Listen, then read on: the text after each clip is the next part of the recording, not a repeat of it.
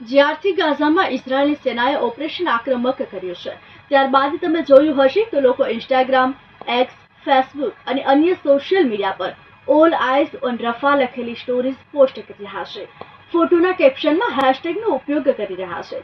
રફામાં શરણાર્થી શિબિર પર થયેલા હુમલા બાદ ભારત સહિત દુનિયાભરના પ્રખ્યાત લોકો તેનાથી જોડાયેલી સ્ટોરી પોસ્ટ કરી રહ્યા છે. બોલિવૂડ, હોલિવૂડ, સ્પોર્ટ્સ જગતની ઘણી મોટી હસ્તીઓ આ સ્ટોરી શેર કરી છે. જો શું છે આ કેમ્પેન?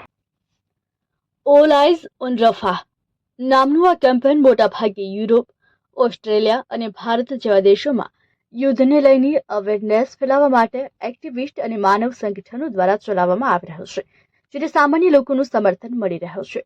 આ સ્લોગનનો ઉપયોગ સૌપ્રથમ ફેબ્રુઆરીમાં વિશ્વ આરોગ્ય સંસ્થાના ડિરેક્ટર રિક પીપરકોન દ્વારા ફેબ્રુઆરીમાં કરવામાં આવ્યો હતો.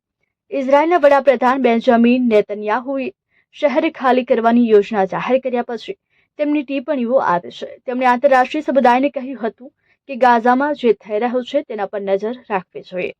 આ સ્લોગનનો અર્થ સમગ્ર વિશ્વના લોકોને પેલેસ્ટાઇનમાં બની રહેલી ઘટનાઓ તરફ આંખ આડા કાન ન કરવાની અપીલ કરવાનો છે. ભીષણ લડાઈમાંથી ભાગી ગયેલા લગભગ 1.4 મિલિયન ગાઝાવાસીઓ હાલમાં રફામાં આશ્રય લઈ રહ્યા છે. આટલી મોટી વસ્તી હોવા છતાં ઇઝરાયલ ત્યાં હુમલાઓ કરી રહ્યો છે. છેલ્લા ઘણા દિવસોથી પેલેસ્ટાઇન તરફી પ્રદર્શનોમાં આ નારાનો ઉપયોગ કરવામાં આવી રહ્યો છે. પરંતુ રફામાં ઇઝરાયલના તાજેતરના હવાઈ હુમલામાં 40 પેલેસ્ટિયનોના મોત થયા છે.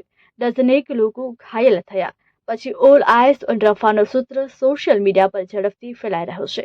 ઓલ આઈઝ ઓન રફાનો હિન્દી અર્થ થાય છે સબકી નજર રફા પર હે.